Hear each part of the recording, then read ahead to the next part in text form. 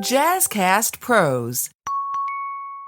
Listen, today we are talking about my experience with borderline personality disorder and depression. I'm going to get real personal today and tell you what it feels like to be in this place of a depressive episode and living with borderline personality disorder at the same time. I wanted to share what my daily life feels like. And so I'm just going to share what I wrote instead of trying to recreate the wheel and change things up. I want to share the exact words that I wrote down so that you can get a better glimpse into my life. This is also very new for me and a new level of transparency. So just be there with me as I share this moment with you.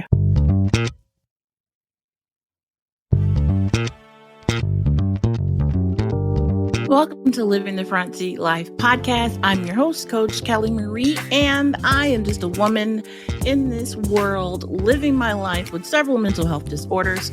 And I share my story on this journey of recovery, of all of the tools of therapy, of medication, all of the things that I have been through and implemented in this walk towards mental health wellness. And I encourage you to join the journey with me. So please like, subscribe, and share. If you hear something that you like, let someone else know and let me know. I'd love to hear from you. You can leave a comment right here on the format that you're listening to this podcast, or you can reach out to me at frontseatlife@gmail.com. Also on Instagram at thefrontseatlife. If you've been thinking about starting a podcast and you want to include interviews with people across town, Riverside.fm offers unbelievable high-quality recordings regardless of your or your guest internet quality. And it also gives you separate audio and video tracks for each person speaking.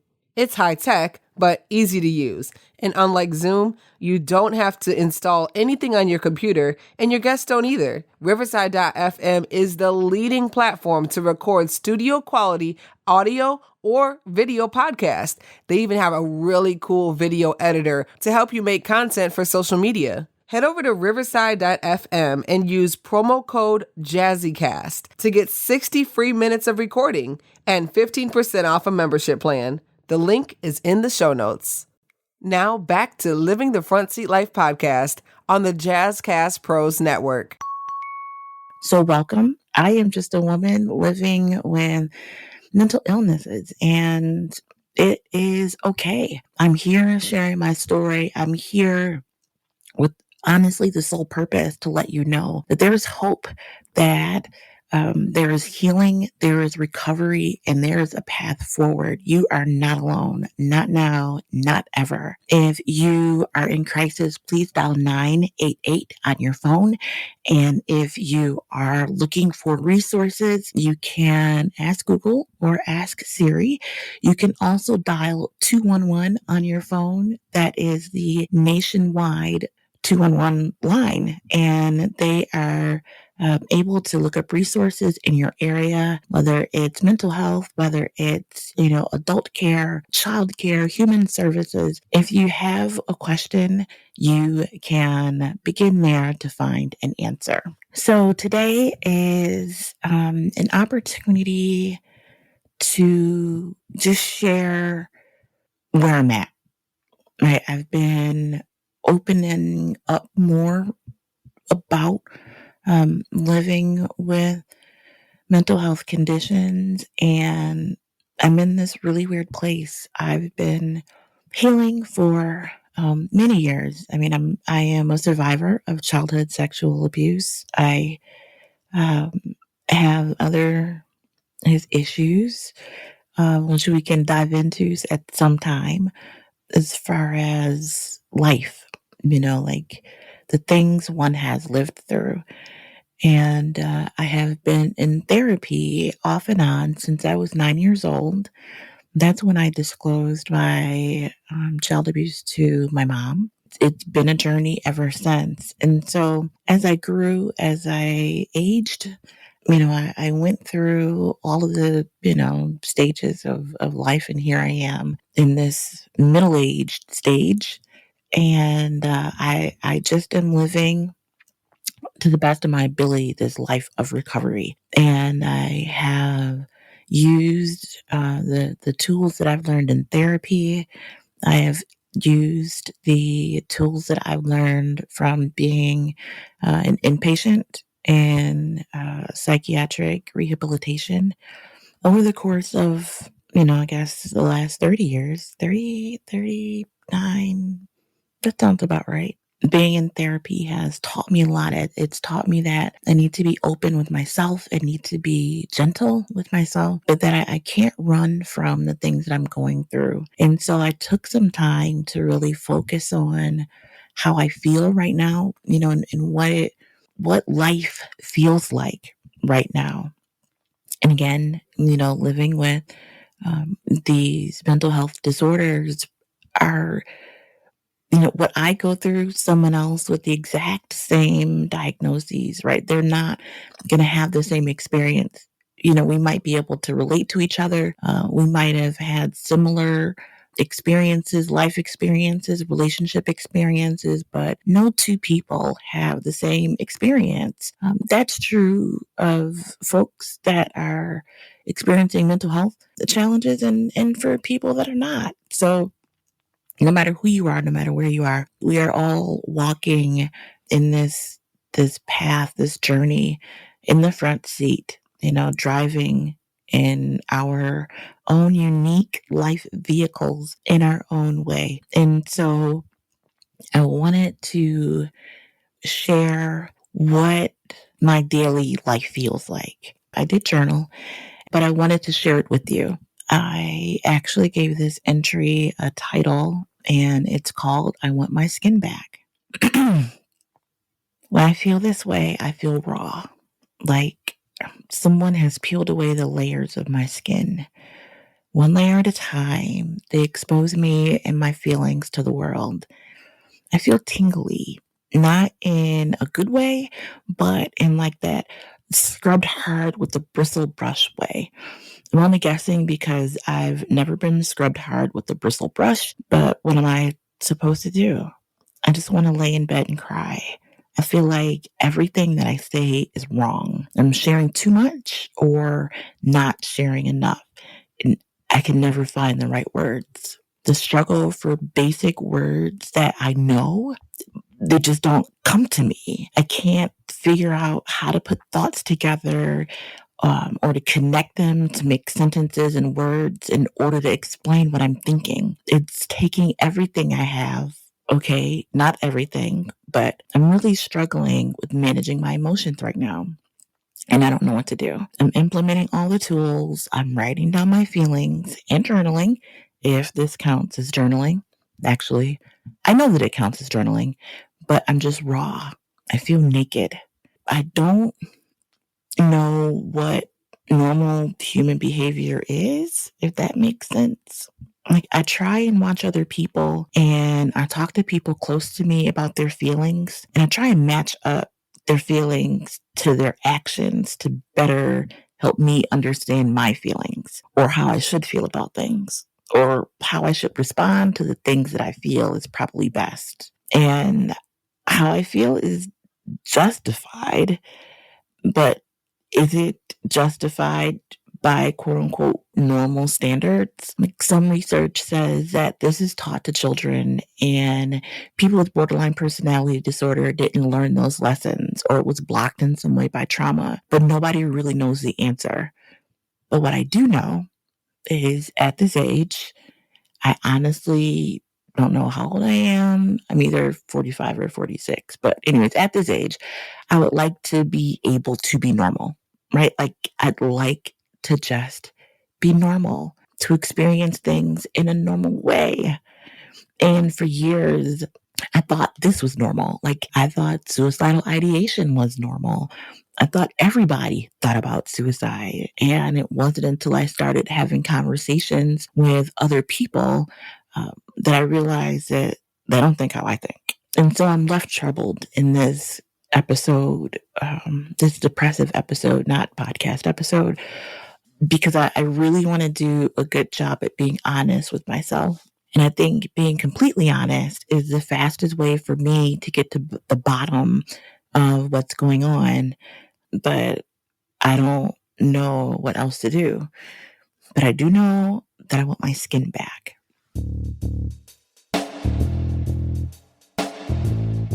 Greetings, everyone. My name is Ra. Yes, I am the host of Father Torch.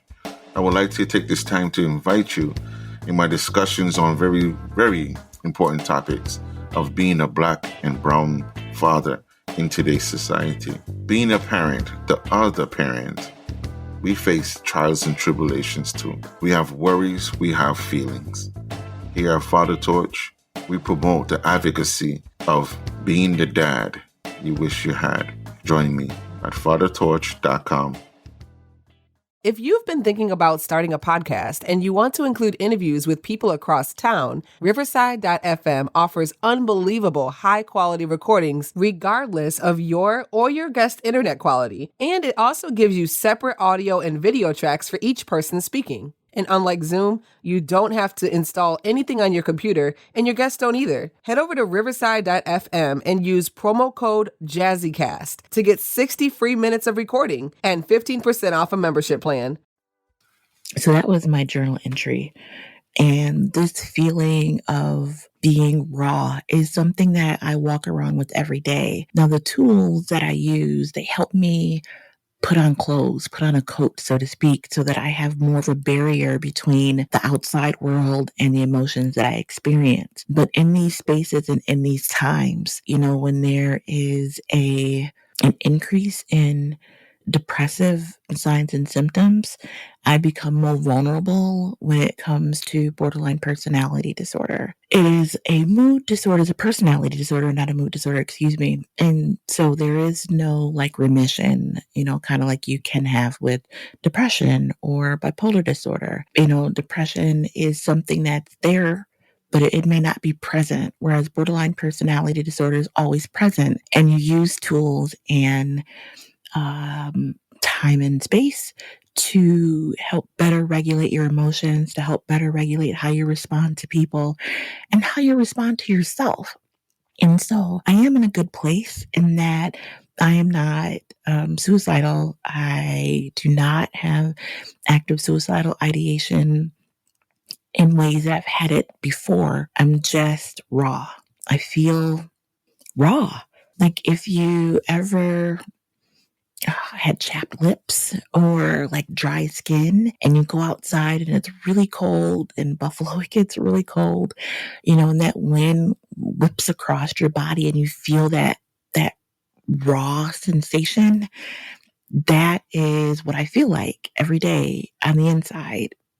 And I just want to not feel this way. I accept it for what it is, but I prefer to have on skin. I prefer to have on clothes and a coat when it comes to my, I don't know, this is a metaphor, simile, or parable. I don't know, but whatever one of those words is for my emotions, being clothing at this point, I want that. I want to have that. I miss that feeling. And so my interaction with people lately, I've been a little more timid in my interactions because I know I need that extra space to be able to respond in a normal way. And I dislike using the word normal, but I feel like people understand normal, that word.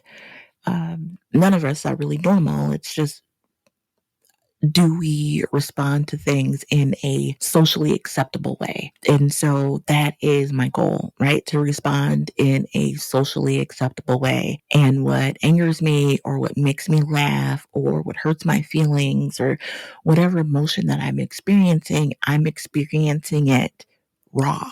I don't have that cover or protection of normalcy, right? Using that word again, or that innate ability that many people have learned how to use and how to respond.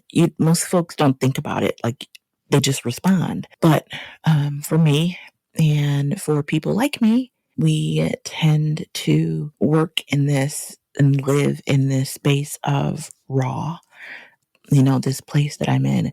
The plus, though, is that I feel as though the depression is subsiding. And with that, I'm expecting my, skin to grow back thick and healthy. It just is this weird kind of perfect storm of signs and symptoms kind of coming together to create this space, this feeling, this place that I'm in right now. And so all is well. If all were not well, I would immediately be on my way to our local inpatient psychiatric facility. It is not that bad. I'm in therapy, and I'm meeting with my therapist once a week and still doing the work. It is a daily regimen. It's a part of my breathing, right? It's a part of my life. It's a part of my being to always be in this process of doing the work. And in times like this, it just takes more energy to do the work. Whereas in a better time, I guess, the work comes more naturally. It doesn't take much of an effort. Again, all is well. I just wanted to, in that agreement, right, that I made with myself a couple episodes ago, to be more transparent. I thought it would not be robbery to share this time and space with you. And so, again, all is well. I cannot stress that enough. I feel comfortable in sharing this with you because this is how I feel. This is not new to me, even though it is new to you hearing it. And this might be the first time that you've heard me or someone else talk about this emotional rawness. But for me, it is not something that I'm afraid of. It is something that I've learned to live with. And I hope that helps you better understand and better see, maybe even understand yourself, if not understanding someone else. And so I encourage you to be the light. This is one of the reasons why it's so important to be the light, because you never know where you're meeting someone. You never know where they are. You never know what they're going through. All you see is what they present. And so we like to put our best foot forward. That's just, human nature, right? And so because we don't know where someone is, being the light is our way. It's my way. Hopefully your way of always meeting someone with kindness, always seeing them as a whole person, understanding that there's probably some trauma there, or there's probably something that person is going through that they're not sharing. We all have lives, we have friends, we have family, we are experiencing highs and lows this time of year with the holiday season. Folks are experiencing this time for the first time without loved ones. And that's tough.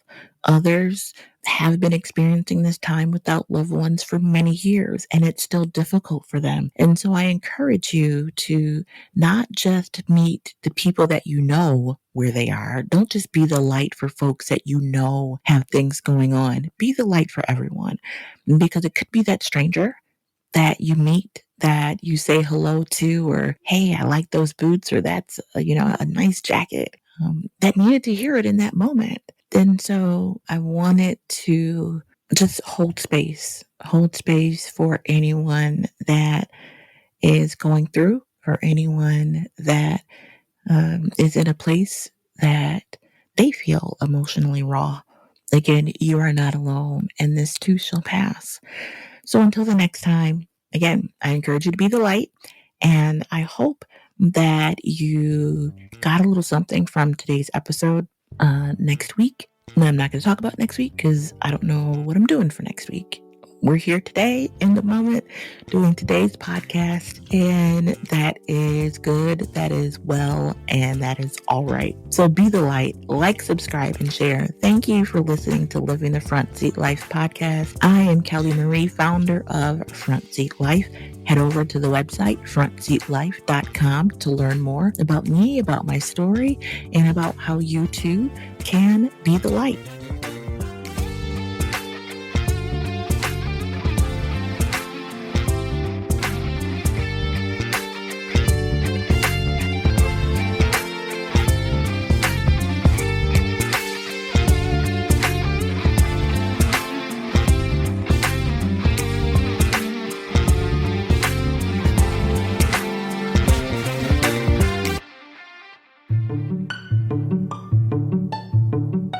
Hey, if you like this episode, check out Getting Real with Bossy, where we chat about what it's like to be a woman business owner. You'll hear interviews with women who are doing what it takes to succeed and the reality of what that looks like. We cover all the topics, figuring out the rules and regulations, navigating business partnerships, Even if that's your spouse, motherhood while running a business, working within your values, and all the ups and downs of being the boss. Are you ready to get real? Pop over to our podcast, Getting Real with Bossy.